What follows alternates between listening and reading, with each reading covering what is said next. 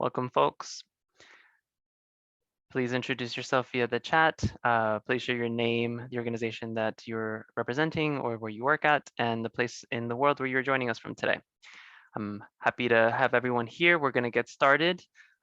This is a webinar presented via the Urban Ocean program through Resilient Cities and being presented today by Ocean Conservancy. And so I will now start the session. And just as a reminder, the webinar will be shared as a recording and everything in the chat as well. So any links, contact information that folks share or that you want to save, you can obviously copy and paste it as well, but that will also be shared in the recording of the webinar.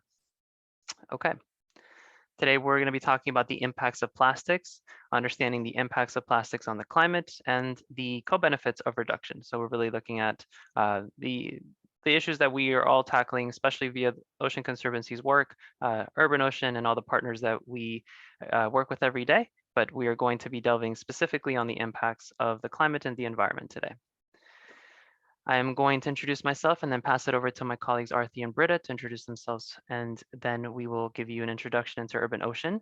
So my name is Daniel Padilla Ochoa, Danny or Daniel for short. I am the project director for Urban Ocean. I have been at Ocean Conservancy a little over 3 years now. I live in Jacksonville, Florida in the US, originally from Ecuador, from Quito. You see my email there. I look forward to having any questions that you guys have throughout the session. Please feel free to reach out with anything that is pertinent to anything that Arthi or Britta share, and of course, any questions about Urban Ocean. I'll pass it over to Arthi to introduce herself, and then Britta will join us next. Thanks, Danny. Hi, everyone. My name is Arthi Anantanarayanan, and I'm the director of the Climate and Plastics Initiative here at Ocean Conservancy. I've been here almost 10 years now. And this is a real area of passion for my work. So I'm excited to talk to you more about it today. Thanks, Arthi. Britta? Thanks. Hi, everybody. Dr. Britta Beckler calling in from Portland, Oregon in the United States. I also work for Ocean Conservancy as the Associate Director of Ocean Plastics Research. So I get to do a lot of the cool and really fun science surrounding plastics. I've been with the organization about 4 years and really excited to talk to you today about plastics. Thanks for having me. Thanks, Britta. I know that we have folks joining today, not just from Urban Ocean Cities, but across the Resilient Cities Network and allies across the globe. So I wanted to introduce everyone to what Urban Ocean is. Urban Ocean is a trilaterally implemented program that is led by the Resilient Cities Network, Ocean Conservancy, and the Circulate Initiative.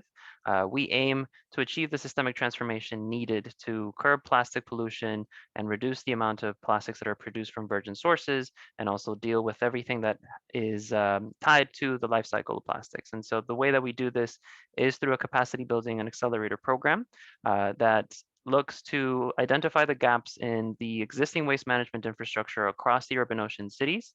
And we have cities across Asia and Latin America.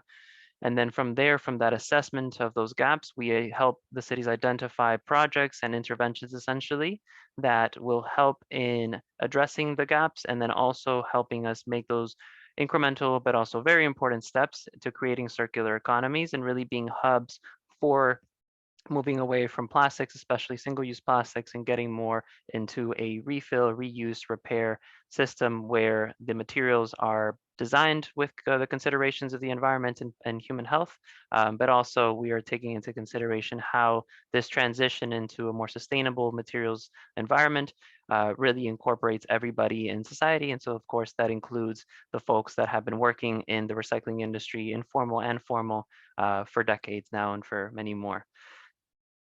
I talked about where urban ocean cities are, and so far we have gone through 2 cohorts. We're going to launch a 3rd cohort soon, and so we have 9 cities participating, and they are Santiago in Chile, Panama City in Panama, Mumbai in India, Surat, Pune and Chennai in India, and we also have Malacca in Malaysia, Kanto in Vietnam, and Semarang in Indonesia. We are now looking at over 3 years of the program, and so we're really excited to continue strengthening this cohort and this network of cities that have committed to tackling plastic pollution. And we welcome, of course, the interest and the collaboration across all of the cities involved in really making sure that we curb plastic pollution. With that, now I'll turn it over to Britta. Thank you, Danny.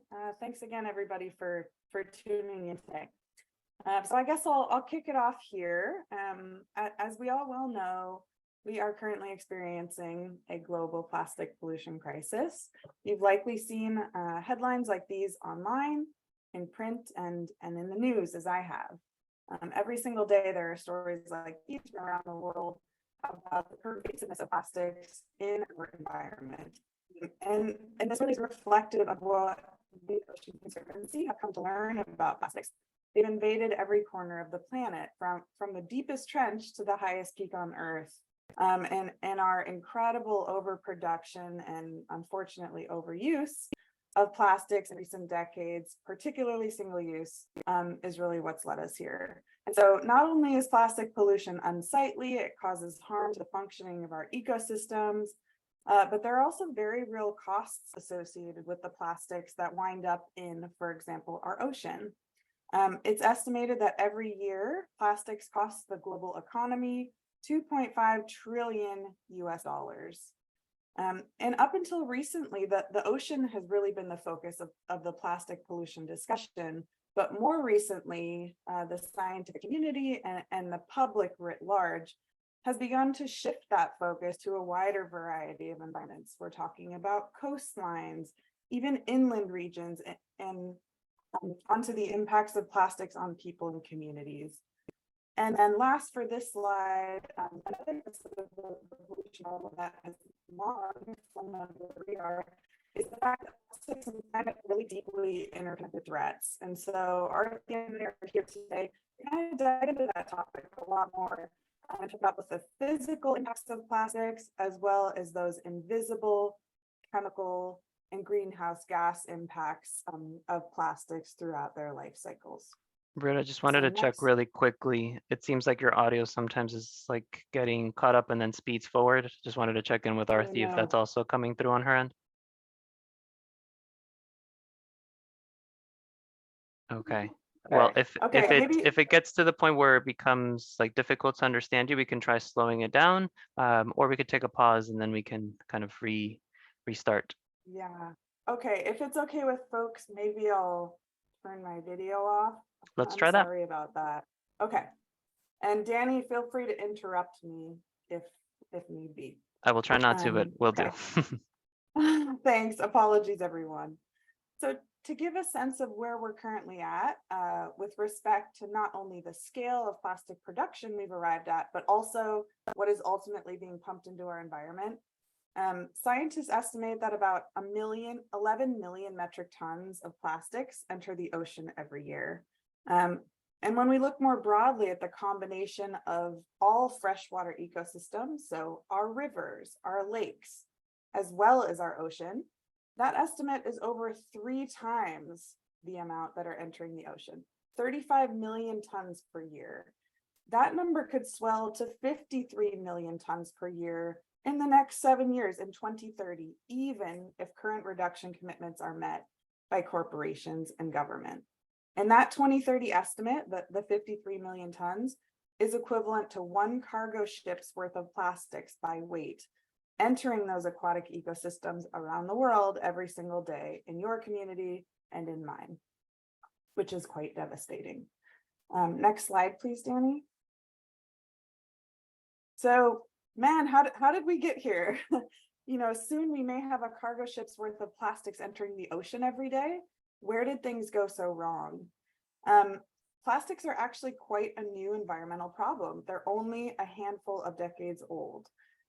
Because plastics, which first began production on a large scale in the 1950s, as you can see on this graph here, they're designed to be cheaply manufactured.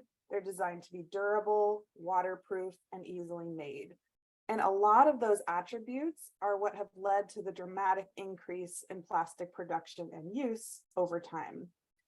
And as you can see on this figure as well, projections for annual plastic production are skyrocketing, which is worrisome given the impacts we're seeing of plastics throughout their life cycle, even at present levels. So I'm going to pass it over to Arthi now to add some more insights on this figure and take you on the journey of the whole climate plastic connection. So over to you, Arthi. Thanks so much, Britta. So, one of the things that you can see in this chart is that plastic production is projected to grow exponentially. That's this red dotted line here, right? And what you see in this blue dotted line is what would be if it was just a linear growth, right? And what I want to talk about is why that exponential growth is happening, right? And the reason for that is that plastic is made from the byproducts of oil and gas production, and in some cases, coal production. And it has benefited from a major boom in shale oil production or fracking that made plastic very, very cheap to produce. And this was happening around the same time that clean energy policies started to take hold. Some of the power sector policies to reduce dependence on oil and gas for power generation started to take hold, as well as some of the vehicle policies. And so what we saw was a combination of a reduction in demand for oil and gas in other sectors, as well as this explosion in production in the raw materials that are used to make plastic, right? Plastic uses both energy, fossil energy to produce it, as well as oil that's physically made into the body of the plastic itself. And so that those two things happening together, right, that change in demand in other sectors, as well as the expansion of the availability of oil and gas, drove a lot of investment from oil and gas companies into plastic production as this sort of plan B. Here's how we continue to make profits, even if climate change policies are successful. So maybe just a quick poll here for the group. Can anyone guess who is the biggest producer of single-use plastics in the world? Which company? You can pop your guesses in the chat if you have some thoughts.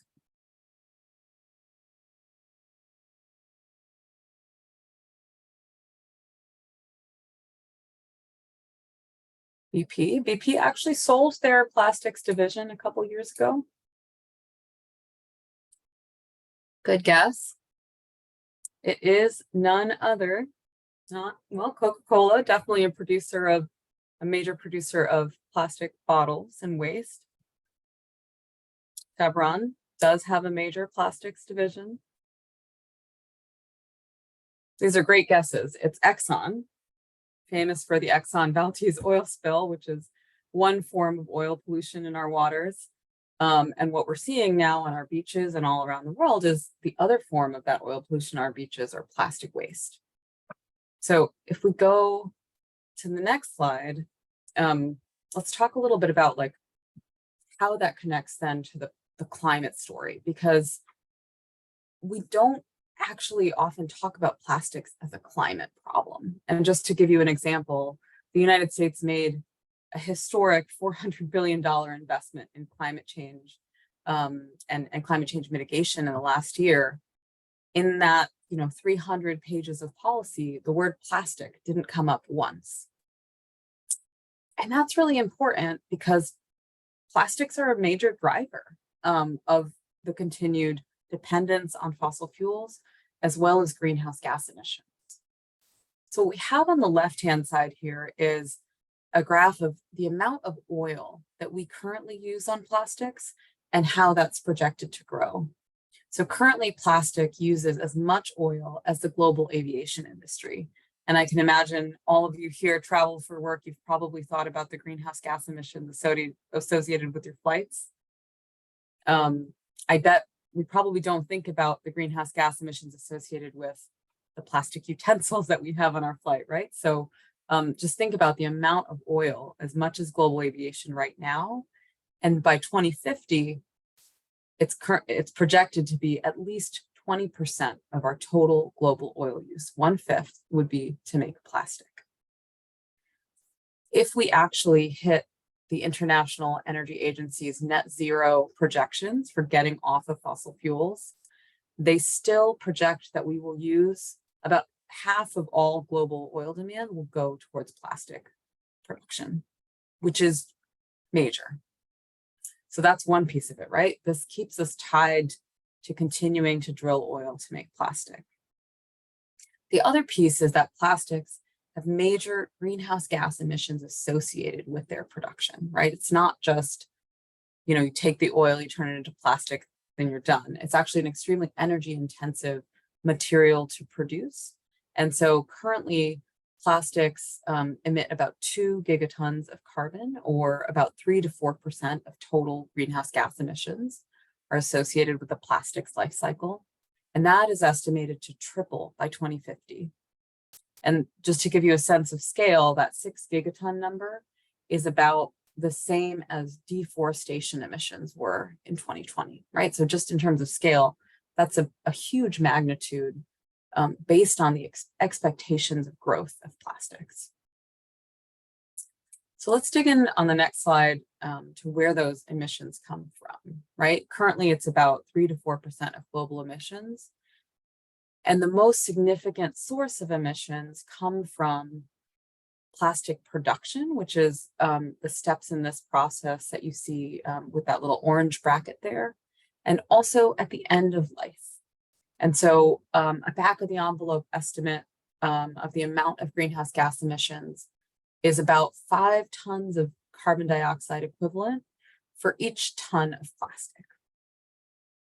And there are a lot of drivers of what creates those emissions, right? So one is when you're actually drilling the oil and gas to create the plastic, often these, what you call feedstocks, are produced in fields that have significant amounts of fugitive methane emissions. So that could be really, methane is a greenhouse gas that's 80 times as powerful as carbon dioxide.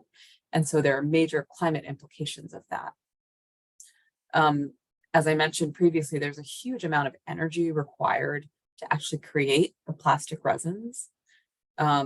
Just to give you a sense of that, there was a recent study out of Europe that showed that actually the amount of energy that the petrochemicals industry that makes plastic, the amount of gas they used is equal to the amount of gas Europe is importing from Russia each year, right? So that's the magnitude of energy used to actually create that plastic resin.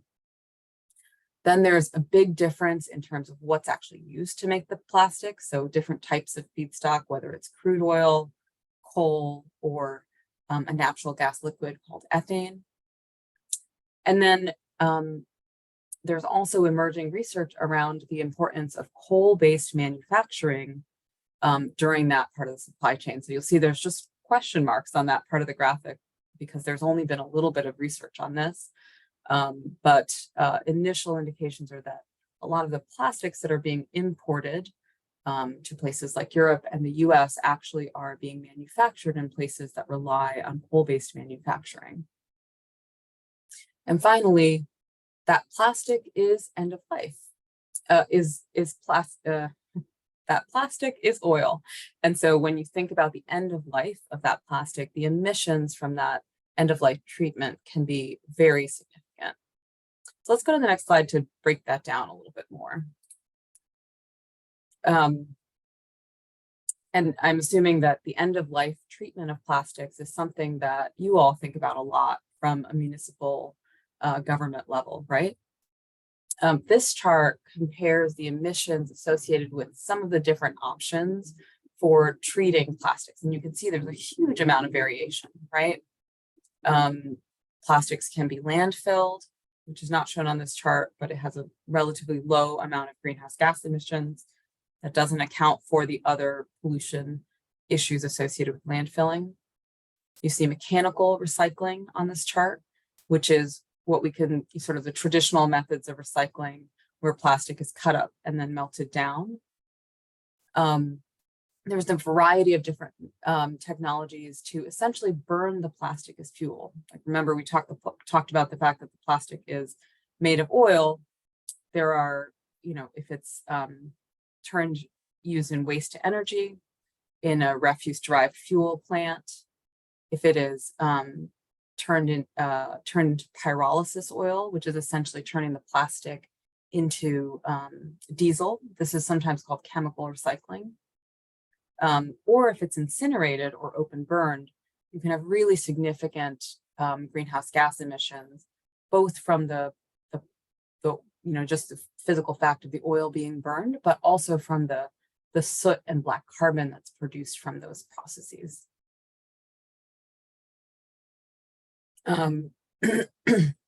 So, when we think about that, I think it's important to remember that the mechanical recycling has significant greenhouse gas reduction benefits. And I just wanted to point to a tool that one of the other Urban Ocean partners produced, a Circulate initiative, and it's called a Places tool. And they have focused their research on South and Southeast Asia. And they have a number of case studies developed, and they have basically an interactive tool where you can estimate the greenhouse gas reduction benefits of implementing mechanical recycling systems to improve the treatment of mismanaged waste. So I point everybody in that direction. And we'll be sharing the link to it in the chat as well. So yeah. So that's just a quick overview on the emissions across the life cycle. But I think it's important, if we go to the next slide, to remember that when we're talking about plastics, we can't ever just look at it from a climate lens or from a waste lens or from a human lens, right? It's all of those things. And in particular, the research on the health impacts of plastic, as well as some of the biodiversity consequences of that plastic, is increasing. And there's another link in here that is a recent report from the Minderoo Monaco Commission, which points to, it aggregates all of the epidemiological research on the human health impacts of plastic. It's a really landmark study, and I would recommend everyone take a look at that. But it helps to document some of what we are already seeing in a lot of the corridors where plastic is either produced or where a lot of the waste is ending up. And this is a map from the southeastern United States along the Gulf Coast, where the majority of the resins are produced to make single-use plastics. And what you see here in the red spots are the hot spots of emissions of air pollution that's linked with cancer. And these are the places where you have major clusters of petrochemical production, right? And cancer rates in these clusters are 50 times the US average.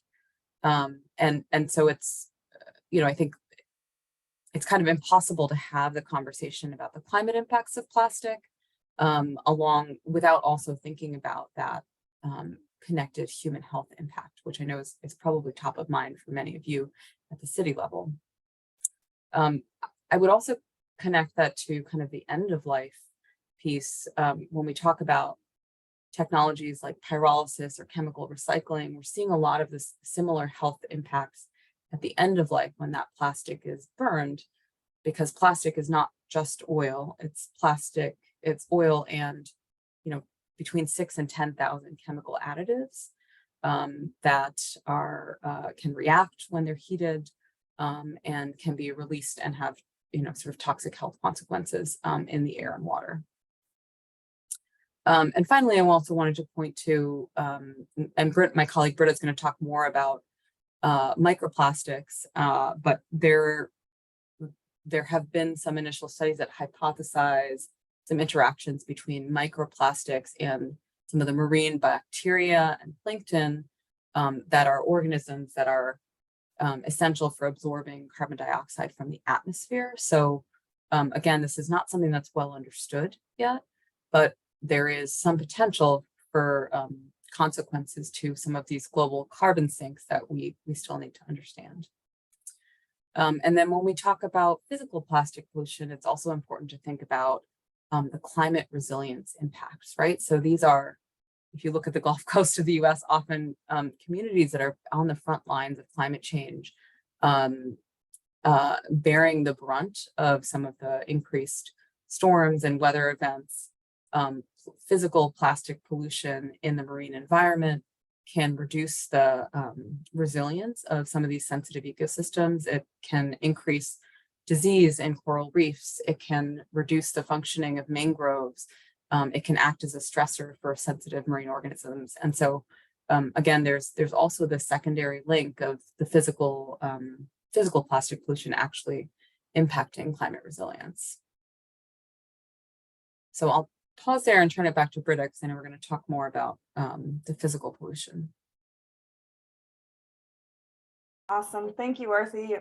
And apologies for being off video. My connection's a little unstable, but great. So now that we've been talking about plastics quite a lot, I figured we could pause to think more about kind of what plastics are and what the different size classes of plastics are called. So here on this slide, we have the three sort of bins or silos of plastics. There are macroplastics there on the left.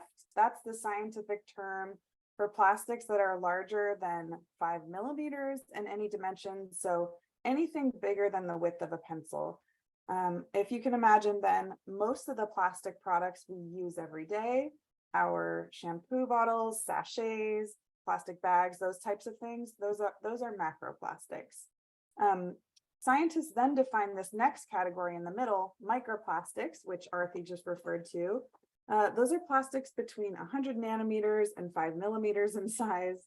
Some microplastics are so tiny you can't see them with the naked eye, but others, sort of on the larger end of that spectrum, you can. So, for example, if you've ever looked through a window that has rays of sunshine coming through it, and you see little particles of dust floating inside of your home, those just might be plastics, those visible microplastics, which are shed indoors from our carpets, blankets, clothing, or other textiles. In the last bin, the smallest particles are nanoplastics. They're incredibly small, less than a micron in size, far too small to see with the naked eye. And it would actually take around 100,000 nanoplastics laid side by side to equal the width of a human hair. So these are incredibly small, incredibly prevalent in the environment, and incredibly dangerous. So next slide, please, Danny. So let's focus on microplastics now. These are starting to be studied more and more by scientists around the world, and they're increasingly being found really wherever we're looking for them. Within the microplastics bucket, there are really two major categories that can actually give us hints as to the plastic's origins. So the first is primary microplastics. These are polymers that are intentionally manufactured to be less than 5 millimeters in size. So you can think nurdles or pellets. Those are those virgin plastics on the left-hand side of the slide. They come all colors. Those are actually melted down to produce the products we use every day, our detergent bottles, etc. Other examples of these types of primary microplastics are things like microbeads, which are sometimes added to our toothpastes, deodorants, body washes as exfoliants. Foam balls, which are sometimes used to fill bean bags or toys, and even glitter is a primary microplastic. Next slide, please, Danny. But there are also these secondary microplastics, which were actually all previously part of a larger plastic item, but they have degraded or broken up. So in some ways, we can think of the big plastic items we find out in the environment as things that will ultimately break up into these secondary microplastics. Think of the plastic bag on the river shoreline. It's out there in the environment. It's subjected to sunlight and UV rays and weather day in and day out. It'll eventually break up into these film microplastics. They're in the center of the slide there. Though it's important to note that just because these products fracture into smaller and smaller pieces, the plastic itself never actually goes away. And scientists and policymakers classify microplastics by their different shapes of polymers. Those are often fragments, pellets, filaments, which are fibers, or tire particles, like those that are shed from tires wearing as we drive on the roads. So there is scientific consensus that microplastics are contaminants, but there are many kinds of microplastics. For example, different plastic products contain all kinds of different additives, from the dyes that make things the colors we want, to things like plasticizers that help when we're making the plastics and manufacturing them. Stabilizers are additives that add durability to products. There can be things like flame retardants or scents or all other things. So every type of plastic and plastic product can contain a different combination of colors and additives.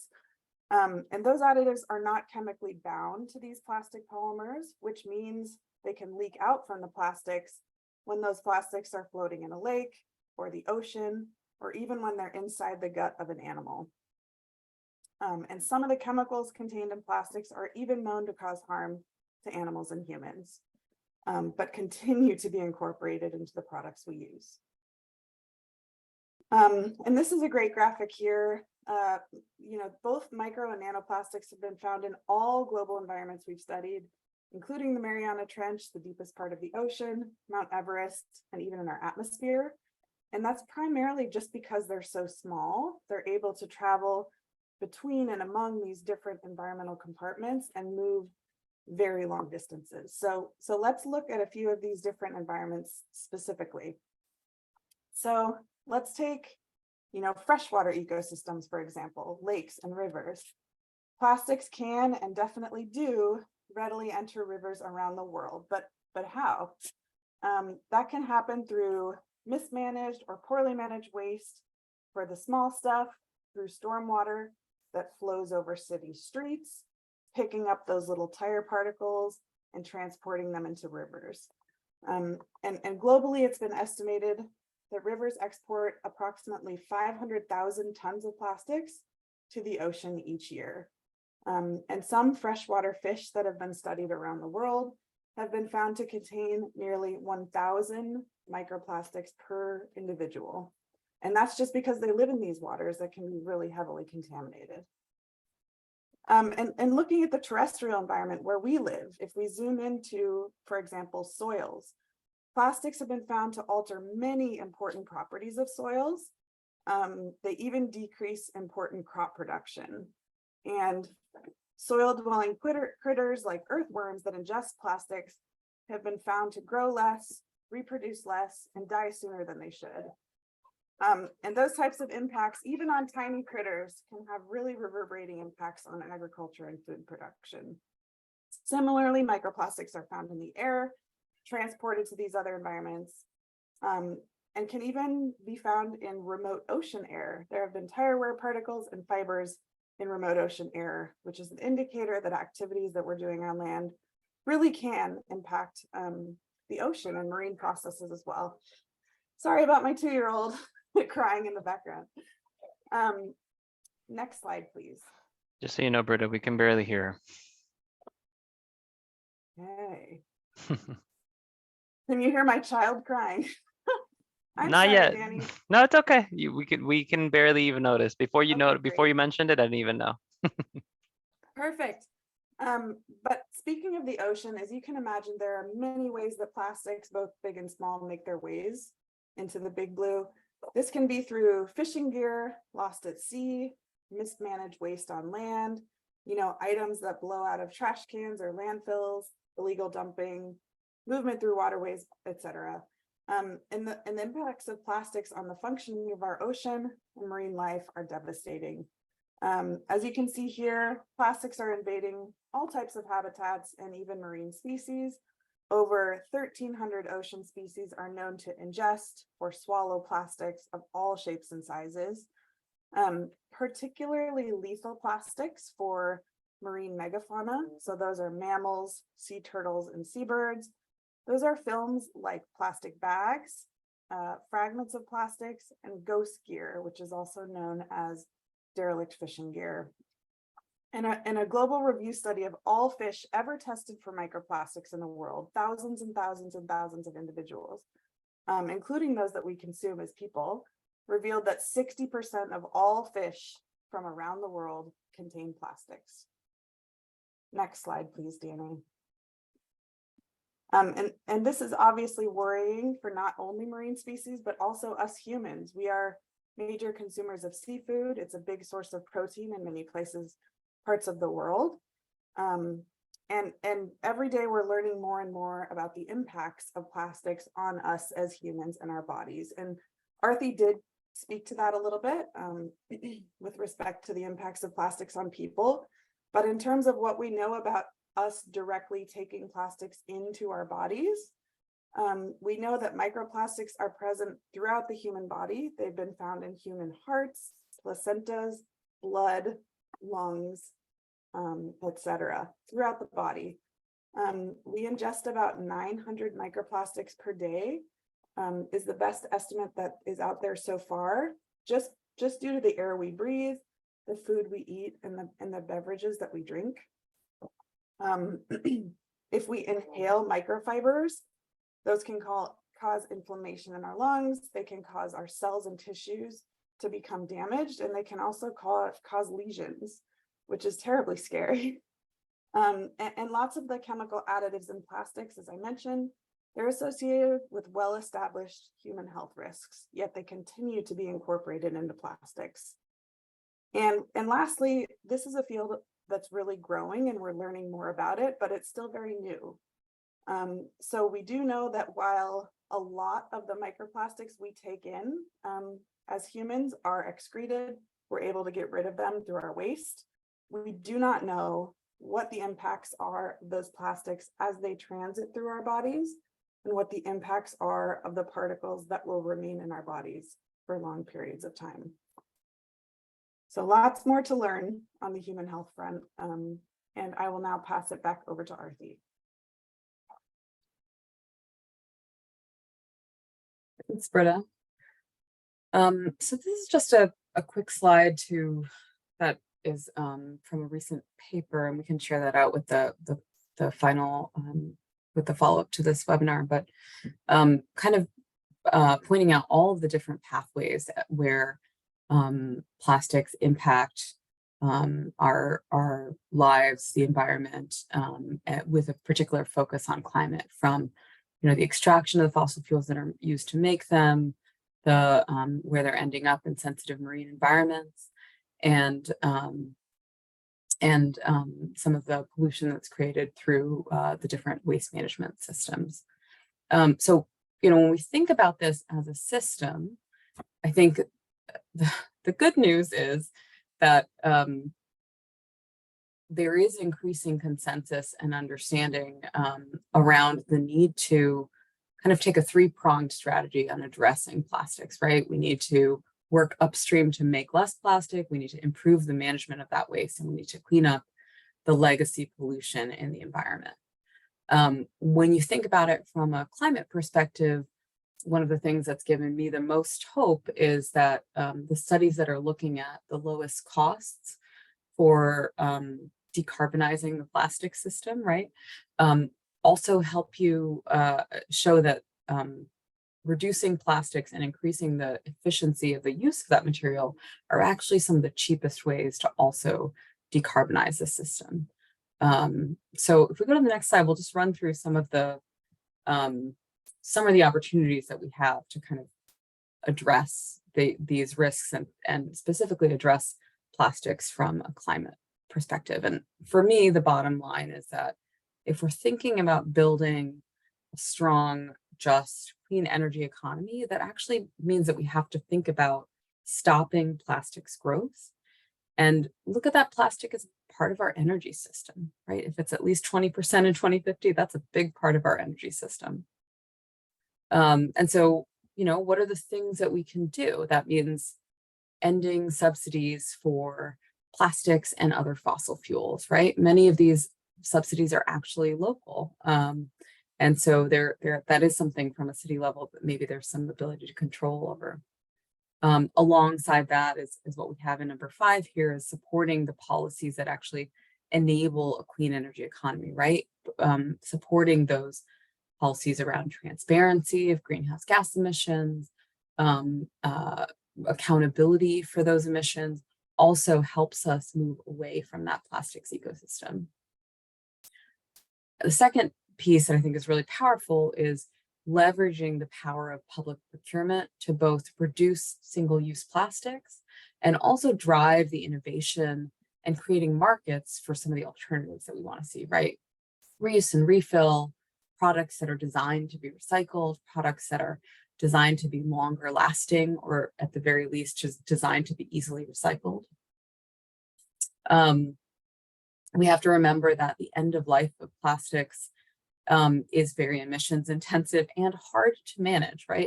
It's unlikely that we're going to see carbon capture and storage on every incineration facility around the world, right? So making sure that we're not moving waste towards these emissions intensive end of life treatments like incineration, open burning, and chemical recycling is really key, particularly in geographies like Europe and Asia, where those are growing strategies.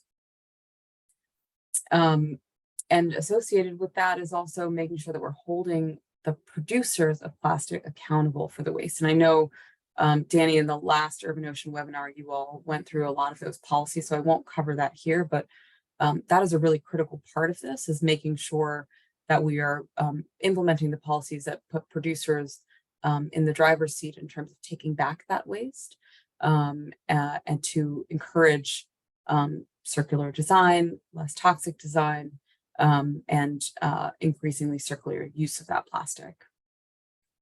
And as we think about that, we have to make sure that we're considering the justice impact, right?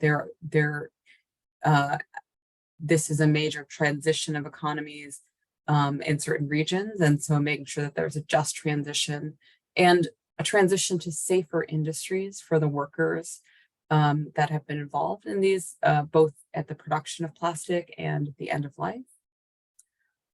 And finally, thinking about cleanup of plastic as a strategy that also increases climate resilience.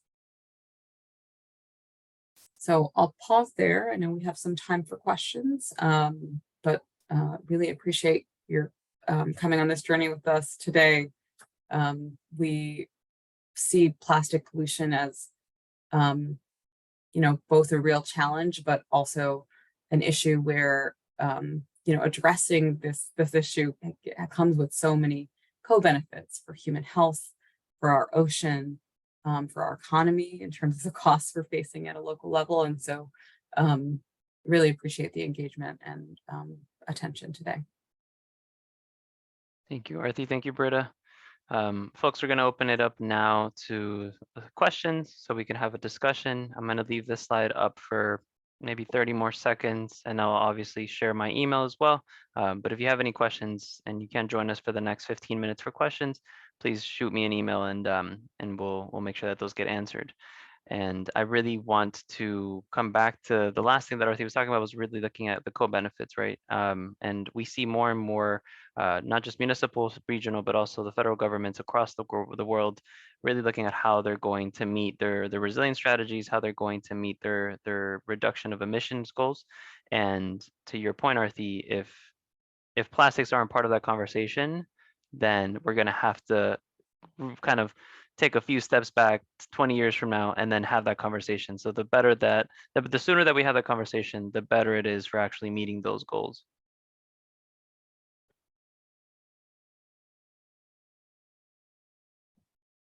Okay, I'm gonna stop sharing the screen so I can see the chat.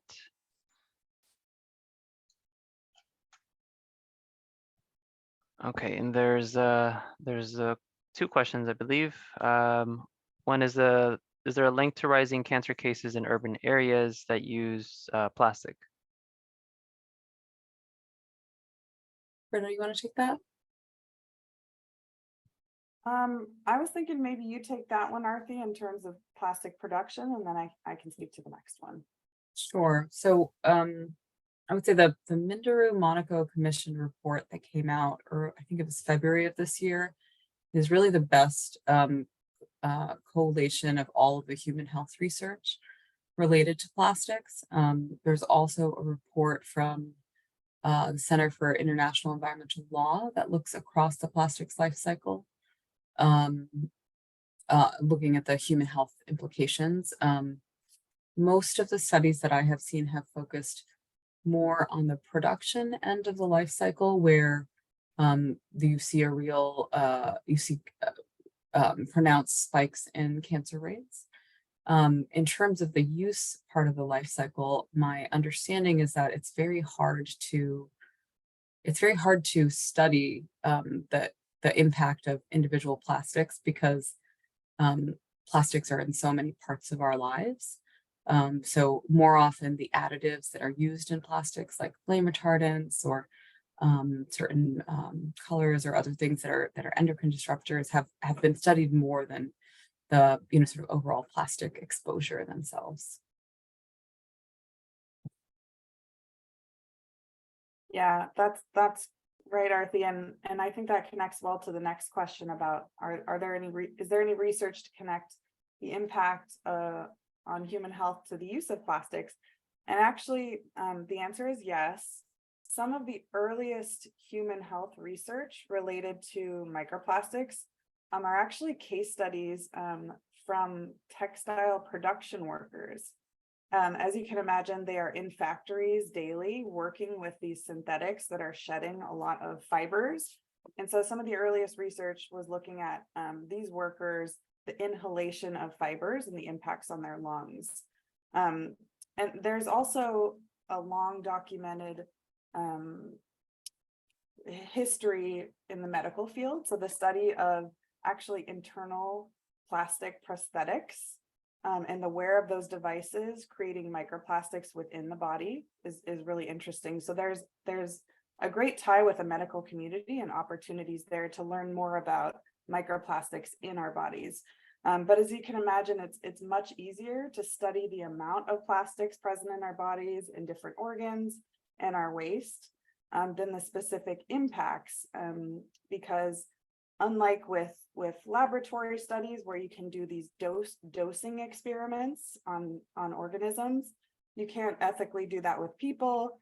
And there are a lot of confounding variables or things that can influence our overall health that aren't plastics. So it just makes it really difficult to study overall.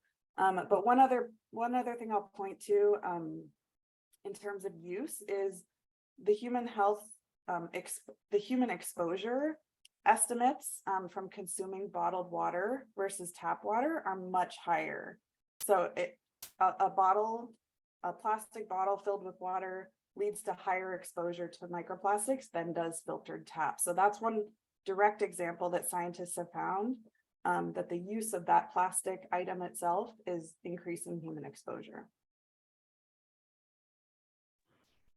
Thank you both for that. The next question that I saw is do we have any recommendations for resources to move away from plastic use in different industries? The example that they gave is in the built environment, so in construction and anything that has to do with the built environment.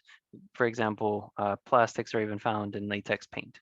And so what would be, maybe not just focusing on the built environment, but across all industries that we can think of that are human-centered, how does one go about taking into account the materials that we use and the amount of plastics in them?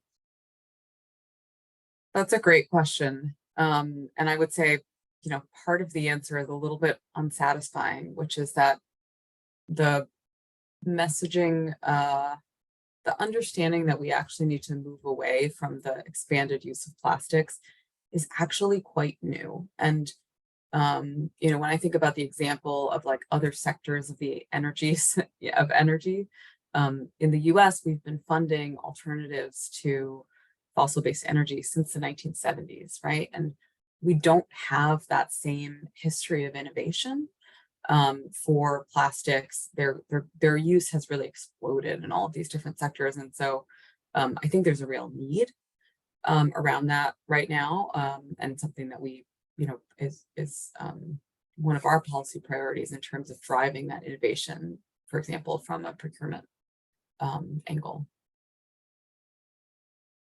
Yeah, and I'll also add, that's such a great question, Tiffany, and I love that you brought up paints. That's actually one of the newest forms of plastics that scientists have started to investigate. And there was one estimate out last year that perhaps paints are the largest account for the largest number of microplastics in the ocean relative to other types of microplastics. So very new field of study. Thank you for bringing it up. And it's really difficult when you're looking at durable goods versus these single-use plastics. Durable goods are harder to move away from, I would say, than the single-use stuff. So a lot of our advocacy work does focus on single-use plastics. They represent 40% of plastics that are produced. So, it's often an easier lift to start removing those from our daily lives than, removing the plastic car bumper that we all drive around with, or, not painting our homes. So really complicated, really good question. Yeah, thanks for raising it. The next question ties in what is a behavioral change you would recommend among citizens that can make the most impact in reducing plastic pollution? That's tough. I might start this one. And I think actually using your voice where possible to be advocates for things that you care about is one important behavioral change. It is difficult to pick up the phone or schedule a meeting with a decision maker to talk about the plastics you're seeing in the environment and how you'd prefer to see them better managed. But I think it is so impactful. We're seeing a lot of policies here in the US and globally being passed. There was just one in the European Union passed a couple of days ago, where they're going to be limiting plastic covered fertilizer, which is a really common form of plastics that are dispersed in agricultural fields. They're limiting turf fields, which are a major source of microplastics in the environment as well. So any chance or opportunity you have to advocate for what you care about related to plastics, I think is a really great and can be very impactful change to make. Yeah, and I guess I would agree with that. I was going to say vote is probably the most important thing. I think the plastics issue has been pushed to the consumer level for so long. But I think also, something that's really important to me as somebody of Indian origin and like having a lot of experiences in my own life of like, family gatherings where you didn't have very much waste because we were eating with our hands or on banana leaves. And just remembering that this growth in plastic is relatively recent and we already have many of the tools to know how to eliminate some of the most common forms of plastic that are sort of have been imposed upon us. And then I would say, part of my work focuses on corporate engagement, corporate advocacy. And one of the things that I've been hearing a lot on the plastics issue specifically is that reputational risk, the risk of getting called out publicly for companies is actually one of the scariest things for them right now. It's what they're hearing the most about on plastics. And so again, I think this piece that Britta was saying about using your voice to advocate for less plastic or better managed plastic or longer lasting plastic is really critical, and not something we should discount as just something nice to do. Completely hear that. I remember the shift in the amount of furniture that you could buy that is like plastic made in the last like 15 years or so, where now you can go to like a grocery store and you can buy like a table, right? Like that's made out of plastic. Yeah. But like 15 years ago, that was, you weren't even going to imagine that was a possibility. Another question that we have, it's a question and a comment of, do we really need to know the impacts of plastics, specifically in human health, when we can just start saying this is how many, like the absurd amount of plastics that we find inside our bodies, is that enough to create powerful change? I will add some previous experience to this in that I worked briefly with specifically a mom's organization that they advocated for like environmental health, and so their call to action was actually the buses being left on idle in front of the schools, and so that air pollution directly being a link to health conditions in the kids that are waiting to go home. And so I will say that as much as I would want to believe that the amount of plastics being found in the human body is a powerful enough call to action, I do know that we as a society have a lot of things that are causing like direct impacts on our health, and those are easier to prove and therefore easier to act upon, and then also easier to kind of create pressure on the advocacy and policy side. So I want to say that yes, it's enough, right? That we know that this is like a prevalent issue and we're finding it everywhere. But at the same time, a lot of chemicals and additives are being kind of spewed around in our everyday life, and making those connections is how, at least I've seen from a public health standard, is how things get moved up in the priority list to address. So that's the 2 cents that I'll add. And then Britt and Arthi, please add anything that you would like. Yeah, I totally agree, Danny, and I love your point, Laura. You know, all of these studies coming out fairly regularly now about finding microplastics in different parts of our body, I think are amazing, because they really are building momentum to the point that we hope policymakers can't help but pass legislation to limit our exposure to plastics and the microplastics that we're taking in our bodies. You know, we're learning so much. Finding plastics in mother's breast milk, that was a study that came out a couple of years ago on both the maternal and fetal side of a placenta. Newborn babies are being exposed to microplastics as well. So, you know, I believe it's a good enough case, not necessarily knowing the impact that we have them in our bodies and we're excreting them, to start making some really serious changes with how we produce and use and dispose of plastics. But I think that the momentum will continue, and ultimately the goal is to have human health risk thresholds developed, so we know if you consume this much plastic or have this much in your body, these are the adverse health outcomes that are likely. And we have those for some chemicals, which is great, but microplastics, as we talked about, are so complex, it's just more difficult. So great point. Thanks for bringing that up. I would just add that, and I can pop the link for this study in the chat as well, but there was a recent study around insurance liabilities for plastics, and that's sort of like where law firms who are thinking about class action lawsuits kind of go to. They have these databases of like, what are the studies coming out that could indicate that there's like a challenge for the potential for a big liability in the future. And they found that the potential liabilities around plastics based on the studies that are just coming out are much higher than something like asbestos. And so like really eye-popping numbers.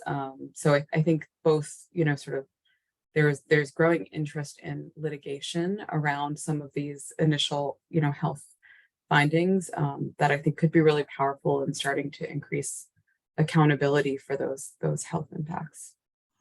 You reminded me at the 7th International Marine Debris Conference last year, there was I think there was 2 sessions on litigation around like the human health impacts of plastic production, which was fascinating, and I remember everybody really excited about the future prospects of that. So there's a lot to unpack there. I do know that we're at the end of the hour. Thank you everyone for joining. The last thing that I will add on to this, and we'll send out some links and everything that Arthi and Britta have shared in the chat as well in the follow-up emails. And really the considering and circling back to the beginning of the discussion, where we're really kind of trying to make that bridge between our climate reduction emissions and like those goals that we know all governments are making, be it from the municipal to the state to the federal level, and the need to curb plastic production and usage, and then make the better choices for treatment. So we will share all those resources. Thank you so much for joining us. Thank you, Britta. Thank you, Arthi. Thanks, Thank you. Danny. Take Thanks care. all. Have a good day. Take care. Bye.